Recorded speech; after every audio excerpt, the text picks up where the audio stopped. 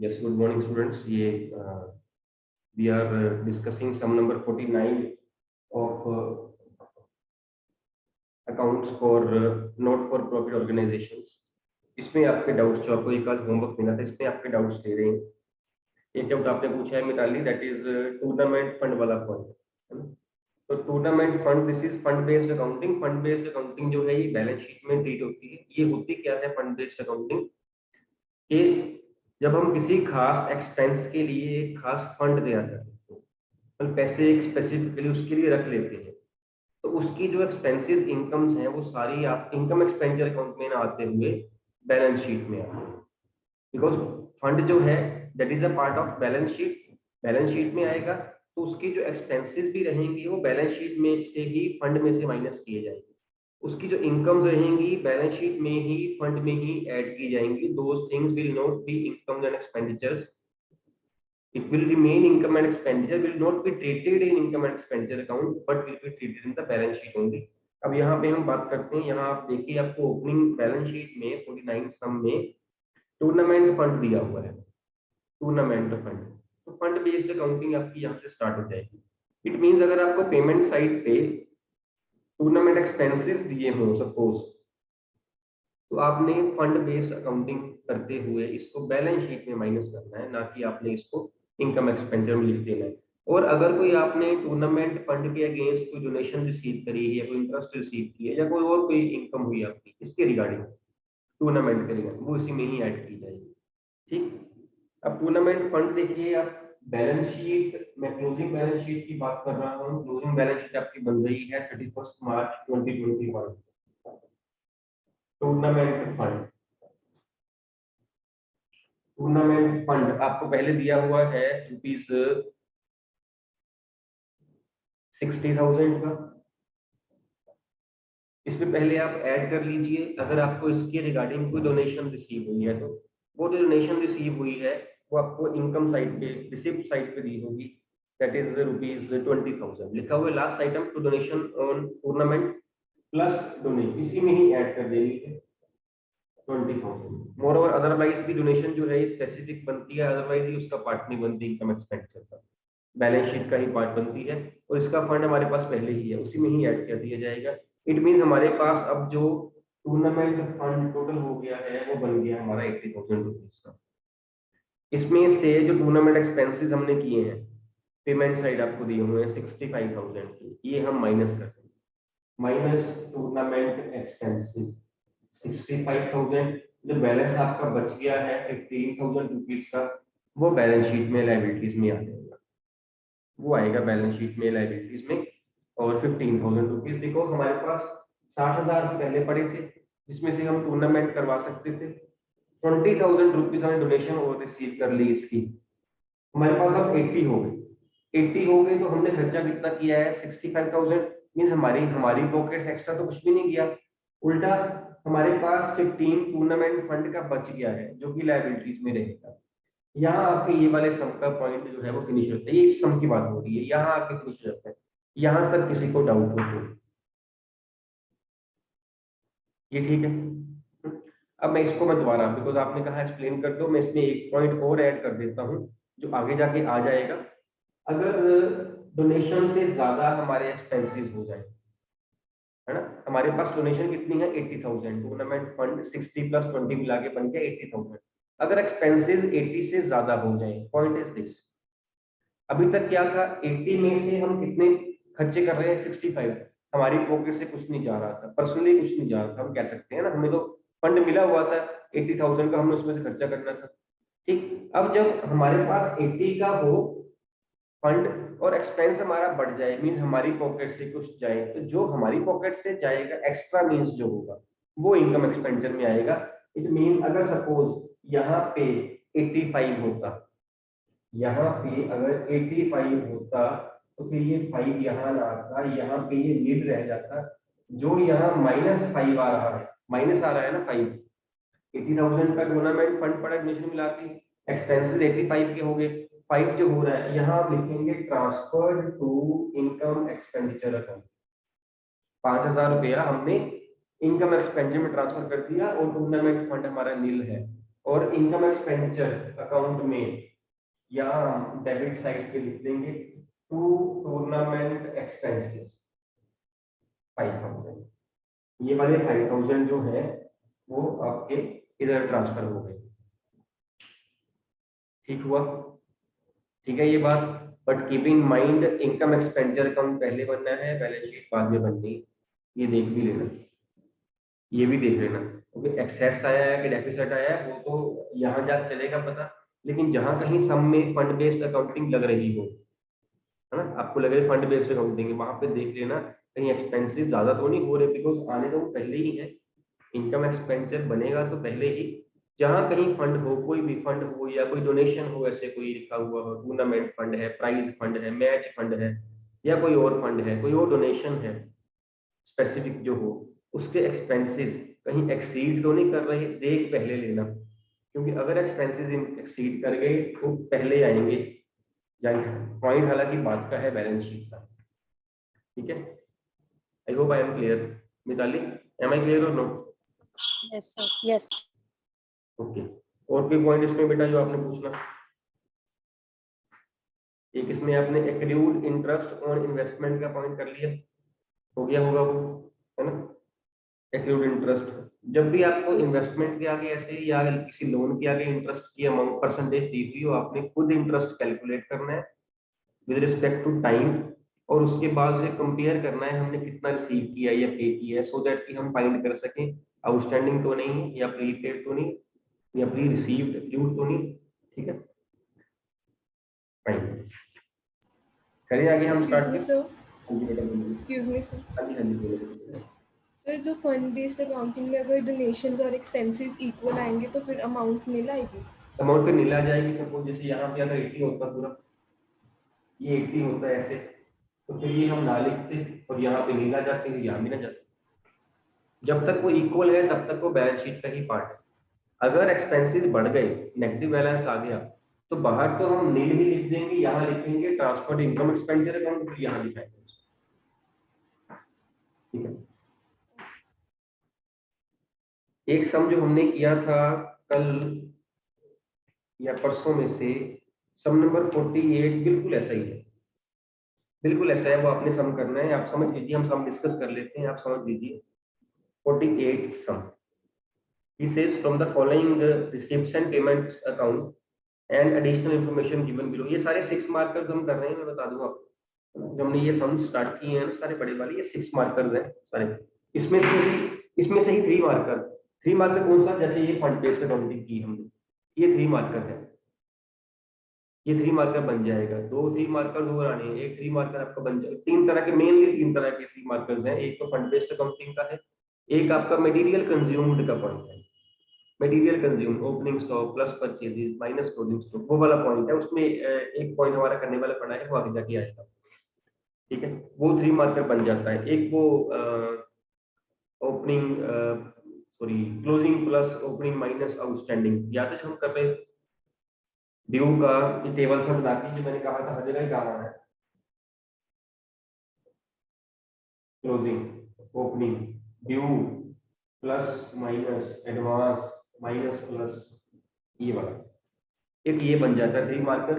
किसी भी एक्सपेंस किसी भी इनकम में आ सकता है, ज्यादातर सब्सक्रिप्शन में आता है, ज्यादातर सब्सक्रिप्शन में आता है, अदरवाइज किसी में भी आ जाए सेम फार्मूला है, चाहे वो किसी एक्सपेंस के लिए आ जाए तब भी सेम है ना, सैलरीज के लिए आ जाए, रेंट के लिए आ जाए तब भी सेम है, चाहे किसी इनकम के लिए आ जाए, सपोज सब्सक्रिप्शन के लिए आ जाए, लोकल रेंट के लिए तब भी ये सेम है। क्लोजिंग वाला प्लस करना है, ओपनिंग वाला माइनस, एडवांस क्लोजिंग वाला माइनस, ओपनिंग वाला प्लस। एक ये तीन है मेन जो बनते हैं आपके 3 मार्कर्स, और 1 मार्क पे तो जहां से मर्जी आ सकता है, कुछ भी आ सकता है। जिसने 6 मार्कर्स कर लिए उसके 3 भी हो गए और 1 भी, जिसने 6 वाले अच्छे से कर लिए, जिसने 3 वाले भी कर लिए तो 1 मार्कर तो बीच में सारे ही आ गए, होएंगे।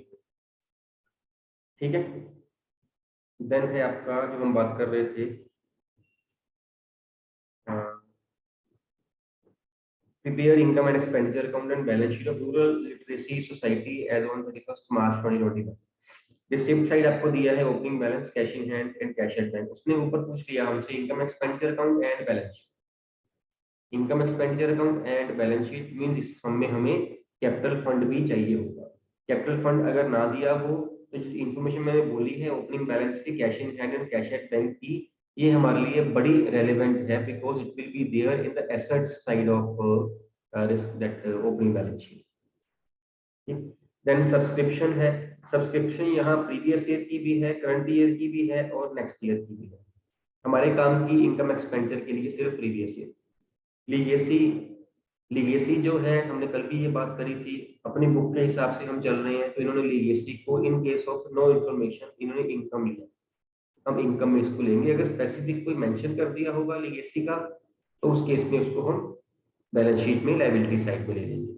Then is government grant. Government grant के भी आपको याद होगा दो पॉइंट होते थे, एक वो ग्रांट जो है वो मेंटेनेंस के लिए है या वो दैट डेवलपमेंट के लिए। हमने जो स्टार्टिंग में फर्स्ट सेकंड लेक्चर में मैंने टर्म्स करी थी कुछ, उसमें लिखाया भी था आपको कि गवर्नमेंट ग्रांट क्या है, वो डेवलपमेंट के लिए है या मेंटेनेंस के लिए। अगर वो डेवलपमेंट के लिए हो तो बैलेंस शीट में आती है, अगर वो मेंटेनेंस के लिए हो तो इनकम एक्सपेंडिचर में आती है, और अगर ना बताया गया हो तो इनकम एक्सपेंडिचर में आती है। यहाँ बताया नहीं गया हुआ, ये इनकम में आएगी, इनकम एक्सपेंडिचर में क्रेडिट साइड पे। Then sale of old furniture, book value 50 and 37 की उसकी सेल प्राइस है। ये आपका 13,000 का लॉस जो होगा ये आपका आएगा इनकम एक्सपेंडिचर में debit side. Then interest received on fixed deposits, ये फिक्स्ड डिपॉजिट्स का रिसीव का इंटरेस्ट है, इसको बाद में करते हैं बिकॉज पेमेंट साइड पे हमने फिक्स्ड डिपॉजिट परचेज की हुई है। हम कैलकुलेट करेंगे इसका इंटरेस्ट कितना बनता था, जैसे आपने कल वाले सम में किया, जैसे आपने होमवर्क वाले सम में किया, उसको भी इससे कंपेयर करेंगे, एक्रियूड या कुछ और तो नहीं। पेमेंट साइड में general expenses, newspapers and electricity, ये सारे ऐसे ही आ जाएंगे एक्सपेंसेस।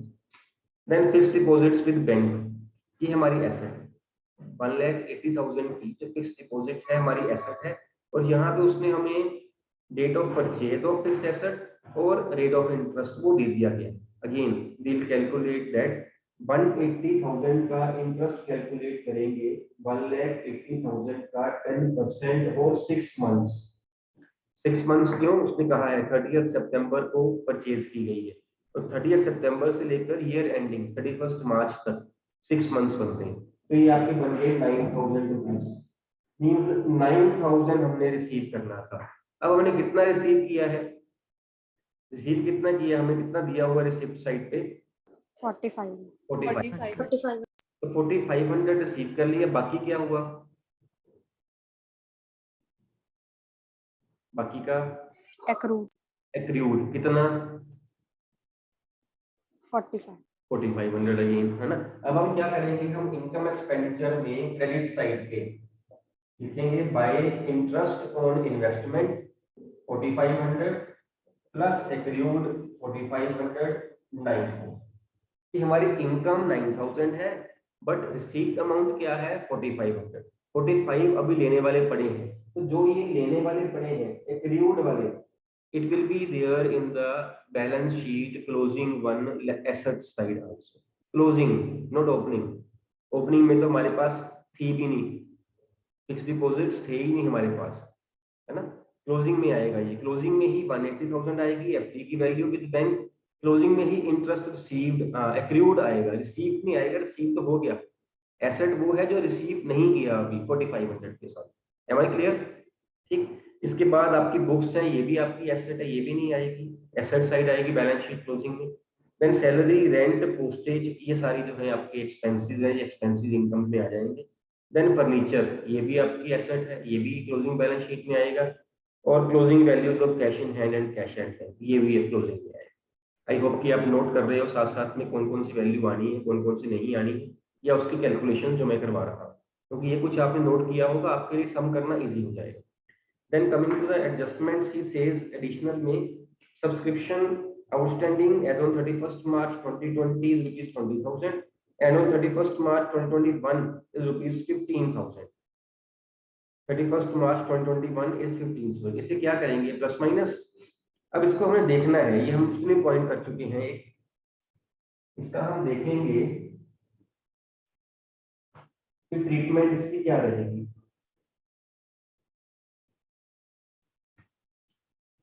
सब्सक्रिप्शन हमने लेनी है इस साल की सिर्फ 265, ये नोट कर लीजिए कहीं इनकम एक्सपेंडिचर अकाउंट में क्रेडिट साइड पे जो आप सब्सक्रिप्शन लिखोगे वो आपने लिखनी ही 265 है करंट ईयर वाली, इसमें एडजस्टमेंट्स करेंगे। ठीक है, चलो आगे इसमें पॉइंट है, ये हम वैसे पहले कर चुके हैं, हल्का छोटा सा पॉइंट है। ये सेल्स सब्सक्रिप्शन आउटस्टैंडिंग ऑन 31 मार्च 2020, हमारा ईयर कौन सा है, ईयर एंडिंग है हमारा 31 मार्च 2021। जो वो बात कर रहा है सब्सक्रिप्शन आउटस्टैंडिंग एज ऑन 31 मार्च 2020 की ₹20,000 की, ये ओपनिंग वाली बात कर रहा है। पिछली बैलेंस शीट में ये ड्यू थी, ये 20,000 रुपया आपका ओपनिंग बैलेंस शीट में भी आएगा, ओपनिंग बैलेंस शीट में आएगा। And on 31 March 2021 it is 15,000, अभी हमने लेने हैं 15,000। अब आप देखो हम क्लोजिंग ऐड करते होते हैं,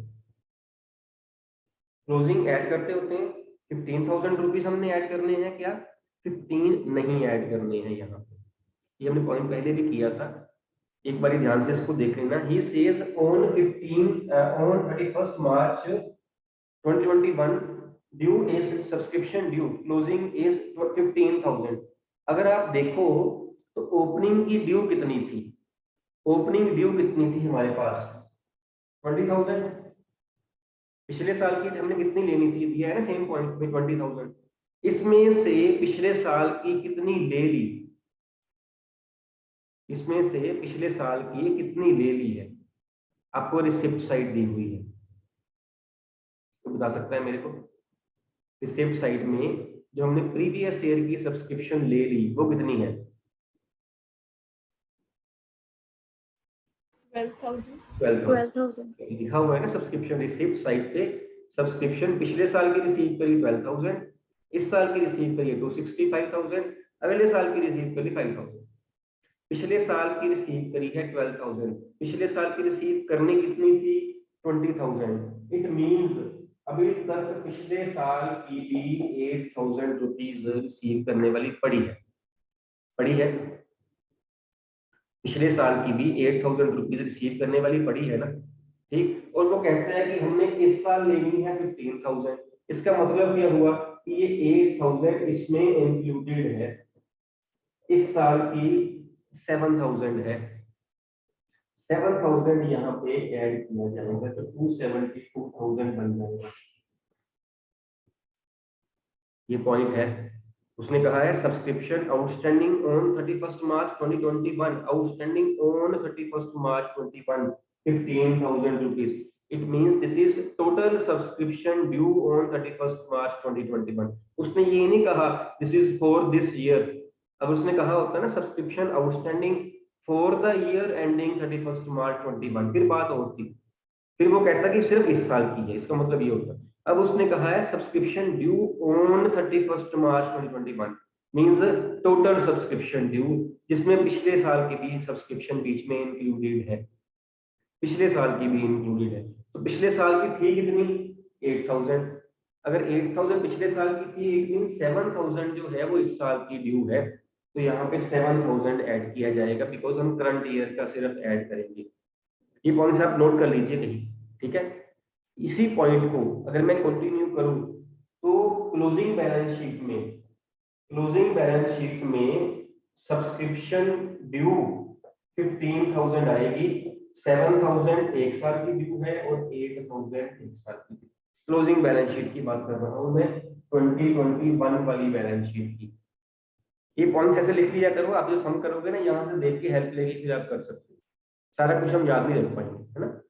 सब्सक्रिप्शन ड्यू आ गई ना इस डेट को 15,000 और साथ में एक्सप्लेनेशन भी आ गई, इस साल की 7 है, पिछले साल की 8 ड्यू है। यही पॉइंट है, यहाँ पे हम उसे क्लोजिंग लेके 15 नहीं ऐड कर देंगे, 15 इस साल की नहीं है, 15 टोटल है, जिसमें पिछले साल की इंक्लूडेड है, अगर वो हो तो यहाँ पे वो है 8,000 रुपीज, 8,000 15,000 में थे, इस साल के 7, यहाँ 7 आएंगे, बैलेंस शीट में 15 आएंगे, ठीक है।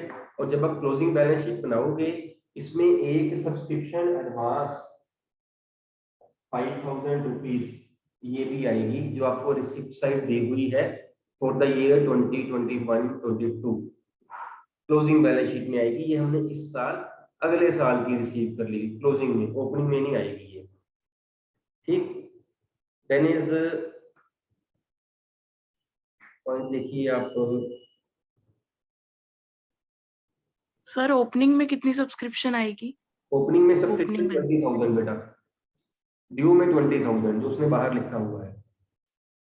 ओपनिंग बैलेंस शीट में ड्यू 20,000 रुपीज की सब्सक्रिप्शन, क्लोजिंग बैलेंस शीट में ड्यू 15,000, तो उसने बाहर ही लिख दिया ड्यू वाली अमाउंट को, एज इट इज ले लेंगे। जो पॉइंट था वो यहाँ था, ये वाला 7,000 का, क्योंकि वो 15 आपको टोटल दी हुई थी, तो टोटल में से पिछले साल की ड्यू माइनस करके 7 यहाँ पे आएगा।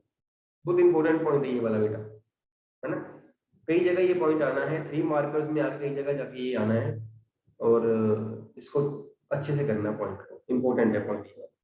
एक आपको पॉइंट नंबर 2 में उसने कहा है on 31 March 2021 salary outstanding is 6,000। On 31 March 2021 closing की बात कर रहा है, क्लोजिंग की बात कर रहा है। 6,000 सैलरी आउटस्टैंडिंग है, एक तो ये सैलरीज में ऐड हो जाएगा, एक ये क्लोजिंग बैलेंस शीट में आ जाएगा। ऐसे करते थे पहले भी, हम ऐसे ही करते थे फाइनल अकाउंट्स में, आउटस्टैंडिंग एक्सपेंसेस में ऐड और बैलेंस शीट में लायबिलिटीज में आ जाएगा। चल रहा है पता, ठीक है ये। देन सेम पॉइंट में क्या रहा है, and 1 month rent paid in advance. कितना रेंट हमने पे किया है, कितना रेंट पेड है हमारा, कितनी अमाउंट दी हुई है रेंट पेड की। पेमेंट साइड देखिए, रिसिप्ट्स एंड पेमेंट में 65,000। 65,000 लिख रहा है, 65,000 रेंट पेड, पेमेंट साइड में 65,000। This says 1 month has been paid in advance. इसका मतलब क्या हुआ कि 13 मंथ्स का रेंट पे हो गया। 12 का तो पे करना ही था, 1 मंथ का और पे हो गया है, 13 मंथ्स का पे हो गया है।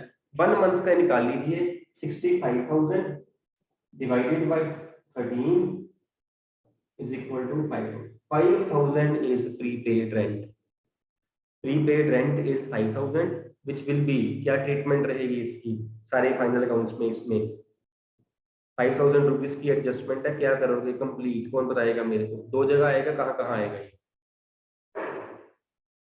Prepaid rent. +1 वाला ये सेम ही है। Yes Sania.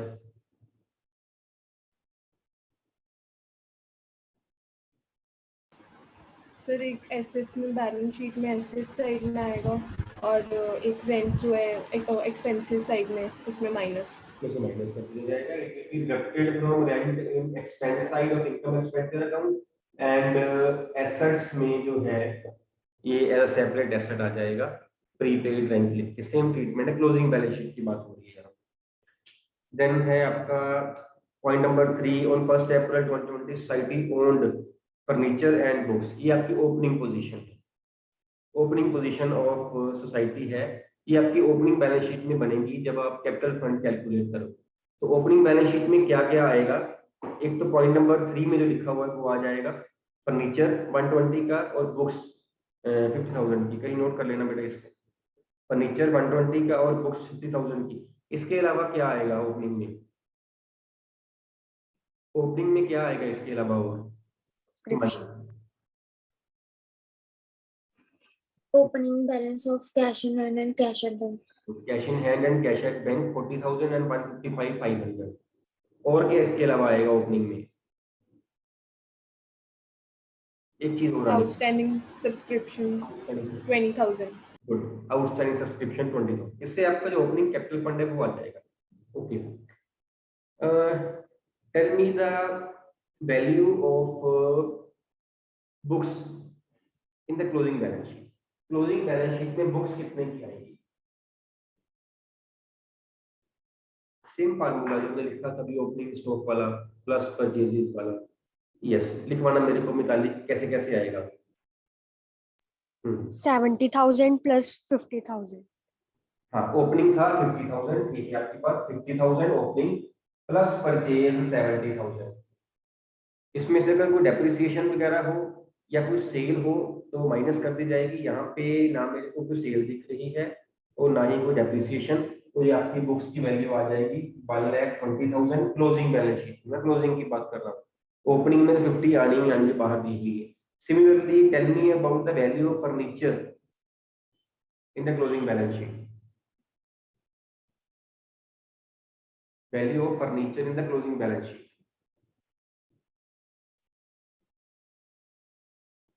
Anybody? Manya? Sir opening पहले तो 1,20,000, उसमें -50,000 एंड देन प्लस 1,05,000। ये ओपनिंग वैल्यू थी फर्नीचर की, -50 कौन सा किया है आपने? सेल का। प्लस कौन सा किया? 105 ये परचेज का। ठीक है, opening plus purchase minus depreciation and minus cell. यहाँ डेप्रिसिएशन नहीं है, सेल माइनस करिए। और सेल माइनस करते वक्त आपने देखना है कि बुक वैल्यू माइनस करनी है, सेल प्राइस नहीं माइनस करना। चाहे वो कम हो चाहे वो ज्यादा हो, बुक वैल्यू माइनस करनी है। Getting my point? Got it? ठीक है, इसके अलावा फिक्स डिपॉजिट्स आपके 180,000 के क्लोजिंग बैलेंस शीट में आ जाएंगे, प्लस इंटरेस्ट एक्रूड जो हमने डिस्कस किया है 4500 का, वो आ जाएगा क्लोजिंग बैलेंस शीट में। सम जितने पॉइंट्स थे सम में वो सारे कवर हो गए हैं। मैंने सम सॉल्व नहीं किया बोर्ड पे, लेकिन सॉल्व कर दिया। सॉल्व मैंने किया नहीं है सम बोर्ड पे, है ना, लेकिन इट हैज बीन सोल्व। एक एक पॉइंट जो है वो डिस्कस हो गया है, एक एक पॉइंट आपको चल गया है पता। जब आप सम करोगे आपने बस इन पॉइंट्स को ना कंपाइल करना है ना। मेरे लिए सम सोल्व करके देना ज्यादा अच्छा था, मैं बताऊंगा। पॉइंट ऐसे एक्सप्लेन नहीं करने पड़ते, मैंने जान के ऐसे एक्सप्लेन किया है ताकि आपके पास पॉइंट्स इकट्ठे ना हो, आप खुद करो उसको। जो डिस्कस करने वाले पॉइंट सारे आपने कर लिए होंगे, कैलकुलेशन सारी या मैंने करके दिखा दी या मैंने बता दी। ठीक है, जो बचा है आपके डालने के लिए वो जनरल एक्सपेंसेस, न्यूज़पेपर्स, इलेक्ट्रिसिटी, वो बचा हुआ है। पॉइंट सारे डिस्कस हो गए। अगर आपने वो लिखे हुए हैं पॉइंट्स तो आपके लिए सम बहुत इजी रहेगा। स्टिल इस सम को हम कल फिर डिस्कस करेंगे। इसके अलावा आपने एक सम जो करना है घर से, वो है आपका, उसको भी हम डिस्कस करेंगे फिर कल।